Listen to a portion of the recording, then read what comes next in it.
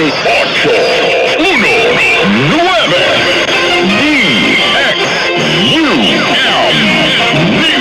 and Public Affairs. The Davao City 819 DXUM.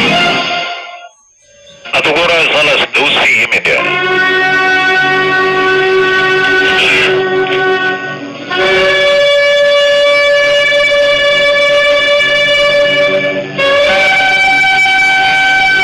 Shalom Aleichem, maayong hapon sa kanila na masukiting paminaw. Welcome to the Balit Hebrew program din sa DXUM Radio Kay. 819 kHz sa oras alas 12:30 to dala oras sa hapon Lunes hangtod sa adlaw Sabado. Kini si Mori Alzaria Gilbert Minyosa, Maspika Lawak, Engineer Julius Luzon, Roy Johnson, Station Manager. Magatimbay ang kaning tanan 0929-311-3484. Kaigsunan kaninyong butmotil sa itong online classes. Matag Sabado sa gabi o Merkules sa gabi ang atong online classes. O karong Domingo mga kaigsunan, doon na kita'y Domingo sa gabi, doon ay graduation ceremony sa master's degree and also ang summit for the month of Elul before Rosh Hashanah. So, ka-appeal, ang katungbuot mo appeal. Yan ang mga events. Kagam na-send na ako ang link. Mga na to siya ang link. Para rong Sabado. Alas 7, Domingo, alas 7:30. Okay? Dagang salamat. And karong maabot nga September 22, doon kita'y Rosh Hashanah celebration sa gabi. And then 4 mornings before Rosh Hashanah, that is 19, 20, 21, 22 sa buntag, alas 5. Doon kita'y silikot visitation nga ipagayon community silikot recitation nga giawhag ang matag usa nga mo participate alang-alang sa pag break sa gitawag o evil decree nga ipahamtang og remember na ato ang tissue ba, it must be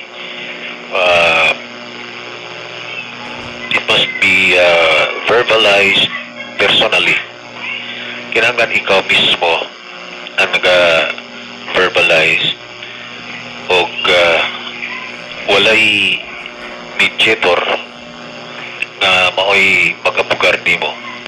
Ikaw mismo ang mo approach sa trono ni Hashem aron musungkit sa iyahang mercy or sa iyahang kaluoy alang sa mga tao nga nagkinahanglan ni ana.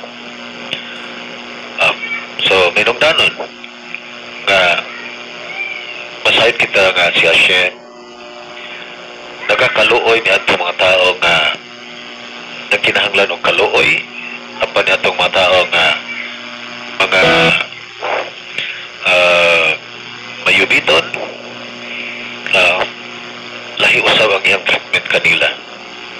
So itawag siya measure for measure.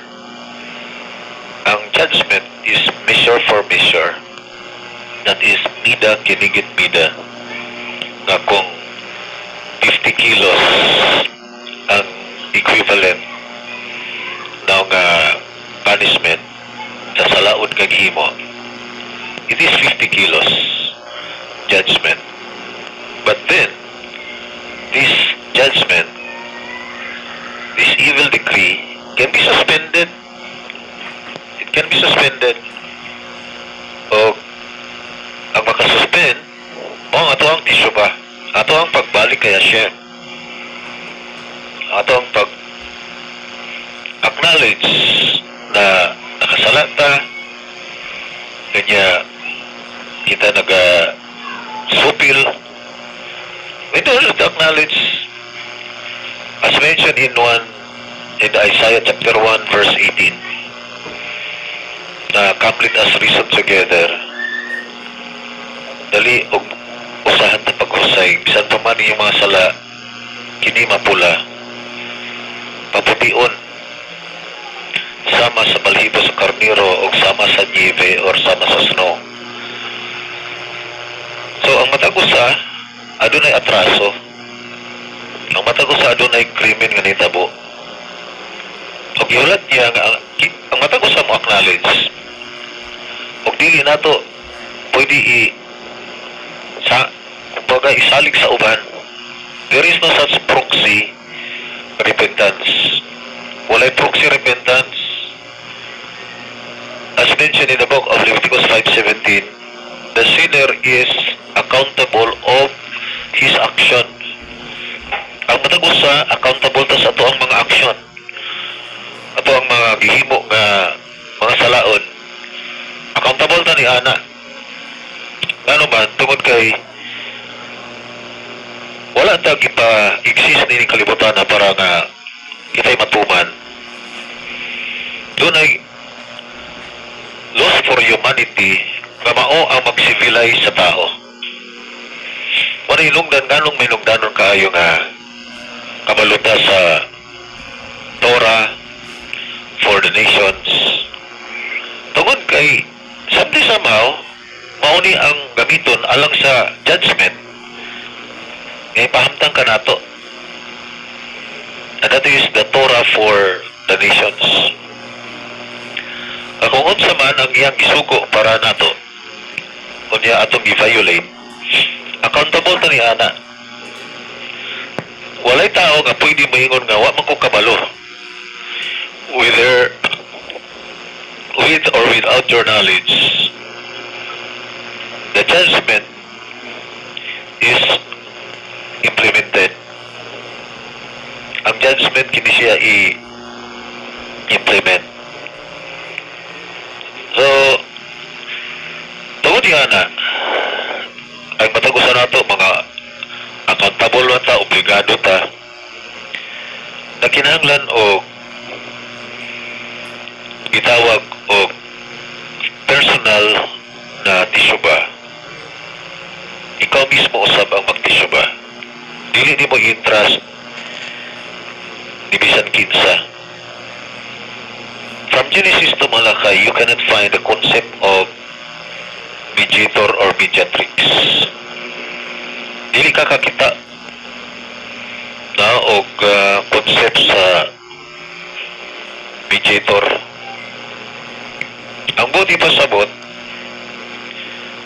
ang matag tao, itagaan siya og pakira kapsit or freedom to make decisions.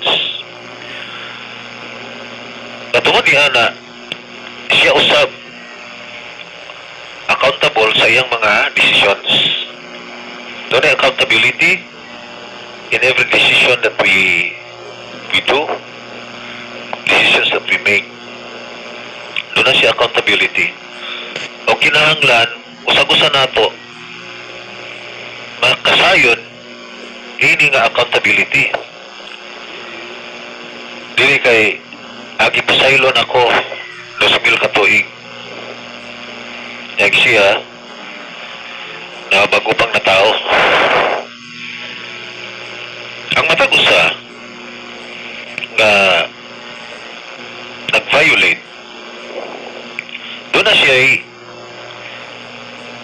siya at bangunong atraso. O kining atraso sa creator mismo. Kaya kung wala may court na nag-implement og justice, wala inuang court na nag-implement, the hand of heaven will perform the justice. Hand of heaven. And still remember in the Pirkei Avot, doon ay mga matang sa mga paglapas sa tao nga wala na execute sa court tungod kay wala gisumbong, wala kumbaga taong may salaon o niya wala nidiskopyado. It doesn't mean na filto siya. siguro sa human court, wala siya'y kaba. Pero, ang failure sa human court, mao kini ang makahatod sa heavenly court sa pag-take over sa justice. O delikado kayo.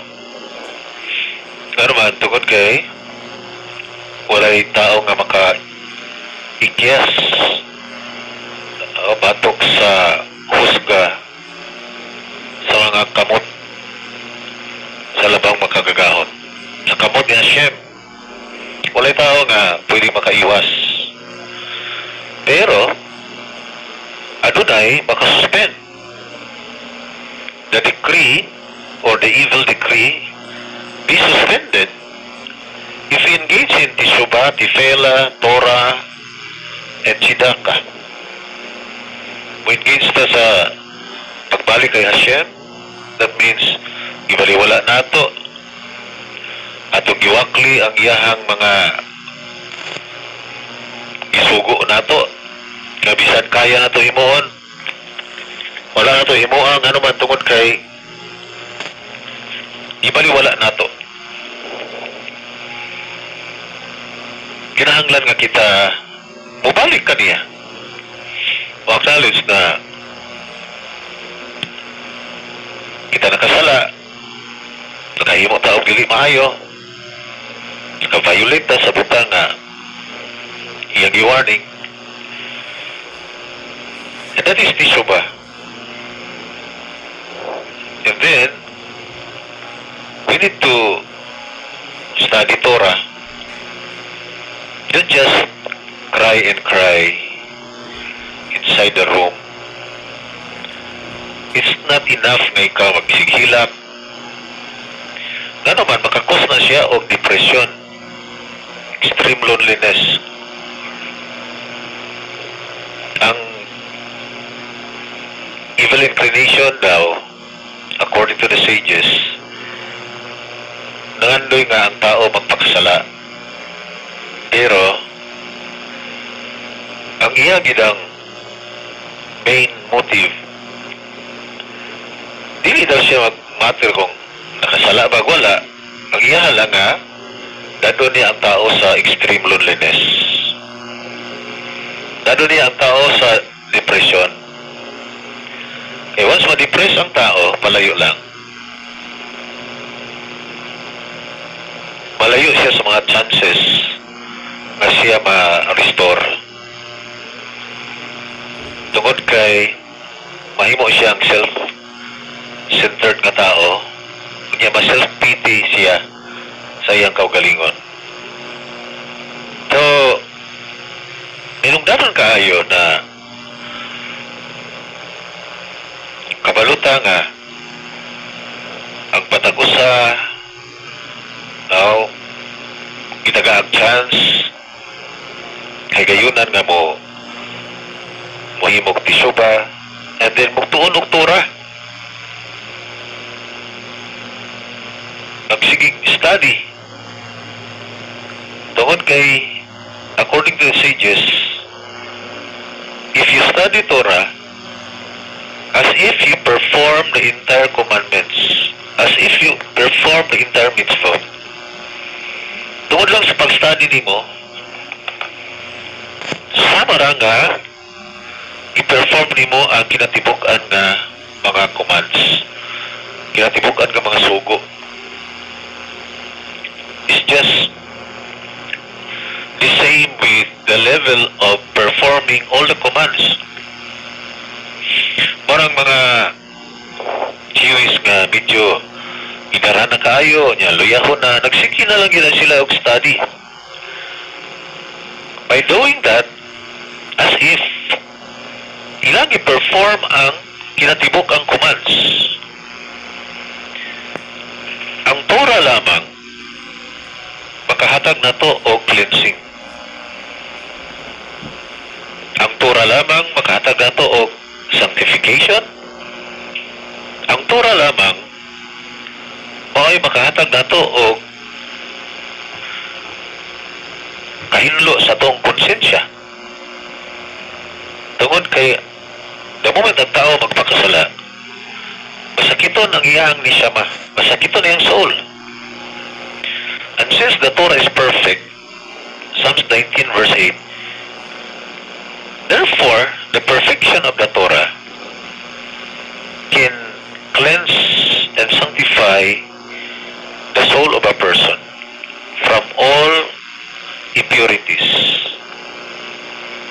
So wala tamang ginahanglan og lying elements except for the Torah, which is His word. Wala na kinahanglan ng dugo daw may limpyo. Okay, so you cannot find it from Genesis to Malakay na dugo sa tao makahinlo. Wala ito kisgutan kagahapon. There is no such blood that cleanse yan dugo sa tao. Instead, through the Torah. In the book of Psalms 119, kung yung basahan verse 9, how can a young man keep his way pure? By walking according to his Torah. Kung saan daw nga magmaputli ang tao, ang kabatanon, magmaputli siya. Maglakaw siya sa Torah. Because the Torah cleanses us. Because the Torah is likened unto the water. Habakkuk 2 verse 14 and Isaiah 11:9. The earth shall be filled with the knowledge of Hashem as the waters that cover the sea. Because the Torah is likened unto a water, and water cleanses. Ang tubig makahinlo, ang tubig makalimpyo. In like manner, the Torah of Hashem cleanses us from all impurities. Ang inundar nga ang tao nagsigig pakasala, tungod kay wala siya ka studio sa Torah. And he was thinking tama ang iyang gibuhat. Para sa iya tama. And that's why the Torah, according to chapters of the fathers, chapter 6, na Hashem engraved the Torah, engraved the commandments in a tablet of stone. And the word engraved is karot. And then, Rabbi Yeshua ben Levi said, don't read karot but herot, which is freedom, kagawasan. Once a person studies Torah, accepts the Torah, then he shall be set free from falsehood, free from lies, free from deception, free from all worries, because we know what is the step toward returning to the Creator. Unsa ang mga ang-ang sa pagbalik niya, as mentioned in the Torah, especially karon nga nata sa bulan sa Ilol. Adili vidudili, I am my beloved and my beloved is mine. And the theme is Hamelech Basadeh, the king is in the field during this month. The king is not in the palace. What is the difference between the king in the palace and the king in the field? The king in the palace, before you have an appointment, there must be protocol. Doon ay proseso. Whereas, if the king is in the field, there is no need protocol to approach him, to talk to him, to get closer to him. Wala kinahanglan o call. Ngano man tungod kay available siya, accessible, approachable, ug naghulat siya. Ibisan kinsa nga moduol niya. Walang ginahanglan og mediator o mediatrix. Dili ka pwede magkukun-ukon yung kagamentag na si kuanda kay maoy o paila-ila na ako. Still remember ang Messianic prophecy in the book of Isaiah chapter 11 na ang Messiah in verse 5, he will not judge on what he sees by his eyes and what he hears with his ears. Dili daw siya mo pusga sa tao sa iyang nakita o siyang nadungog. That means huwag kinanglan siya testimony para musulti nimo nga ikaw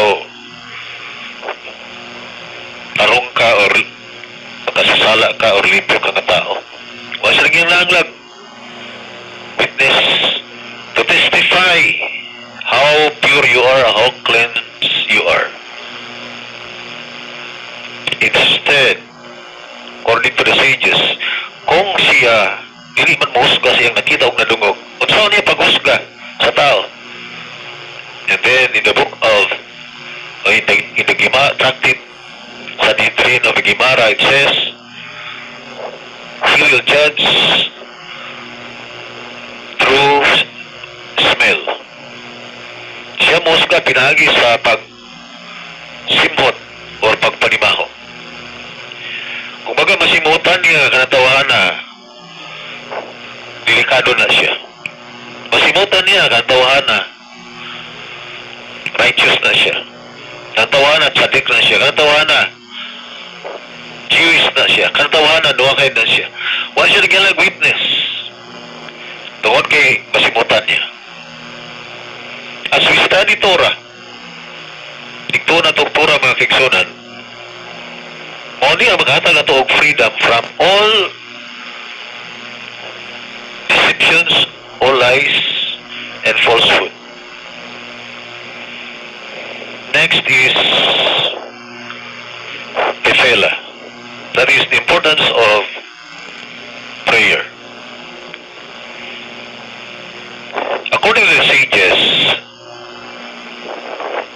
serving Hashem with all your heart means biracha or prayer. Ang pag-serve daw kay Hashem sa bugos kasing-kasing, that is tefillah. That is prayer. Kitawag siya o kovot halivabot, that is services of the heart. Services of the heart is by way of prayer. Katingin, even ang tisuba, it must be done through prayer. Nabisan gani ang pag-inulso, kinahanglan, ipaagi sa mga pagkampo. So, minungdanon kayo, nga, makabaluta sa importansya sa prayer. Hashem does not need you, does not need your prayer, but He needs, or you need Him. And that's why you pray. Siya wa manginanglan sa iyong pag-ampo, pero ikaw may nanginanglan niya. And that's why you pray. You acknowledge your kumbaga incompleteness, your weakness,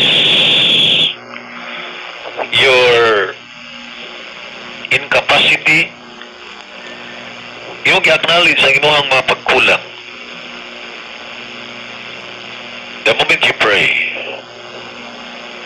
muna mga Jew, so kada itong Lunes sa buntag, Domingo sa gabi, Lunes sa buntag, 3 times a day, nag-offer og silikon, alang-alang sa cleansing sa matag kasalanan o kalapasan nga nahimo. Tungod kay ang prayer, kini siya expression that you serve Him. That's why you pray to Him. You acknowledge that He is greater than you. You are powerful. Ug makahimo ka sa butang nga di na ko mahimo. That's why I pray to you. And through prayer, mahimo kini siya nga avenue nga diin ang atoang soul receptacle. Kini siya mapreparado or kini siya maangayan nga makasalod or sarang nga makasalod, takos nga makasalod sa iyahang bendisyon, panalangin nga igabubo. So mahinugdanon kaayo. Hindahan kayo mga kaigsunan. Kabulutan mo approach sa atong Creator. And the moment we pray, wala gilaing sistema nga dapat sundo na to. Ang Israel na dyan, tungod kay sila ang naka-experience sa mga pag-ampo nga gitubag, mga pag-ampo sa mga propeta, pag-ampo nila ni Ezra, nila Daniel, nila ni Nehemiah, ilang mga prayer nga gitagpo, mausap ang pattern nga diin gina-follow sa mga Israelita tungod kay provincia nga sistema. And then let's come to the next, and that is Chidaka. Chidaka, in Hebrew, Chidaka, translated in two different English words. One is charity, and secondly, righteousness. Charity means ikaw nag-engage sa pagpanghatag, no? Ikaw ang engage sa pagkamaluluyon, matinabangon, maghihatagon, o bisan pa man sa mga tura purpose imong ginasuportahan, imong ginapaluyuhan katong mga eternal purpose activities imong gisuportahan. Mga kaigsunan, kung makabira daw ka og mga tao gikan sa idolatry, madala nimo sa tinuod. Ora na ang gitawag og the greatest spiritual achievement. Baruch Hashem. So, minungdanon na mo-engage na sa Chidaka because the second translation in English is righteousness. The person who is manggihatagon, maluluyon, matinabangon, tawagon siya righteous person. It is an act of righteousness. Trabaho o buhat sa pagkamatarong. Makikisona ang panahon na balikan na nato ang Torah aron matama na ang atong sistema. Ayaw na pag basin-basin at ito sa tinuod nga sigurado. Wala kita oras kaninyong pupapilas ng online classes matag Sabado sa gabi o Miyerkules sa gabi ato ang online classes, and then karong Domingo sa gabi doon na kita ay summit alas 7:30 after sa graduation na ceremony na ipagayon. Sa ngalan sa itong partners, Pikas Lawak, Engineer Julius Luzon Rangers at Station Manager, kini si Mori Azaria Gilbert Pinyos sa mag-iimbentanan. Shalom Aleichem, Galita. Paminawa ang programang Balik Hebrew uban ni Brother Gilbert Minyosa.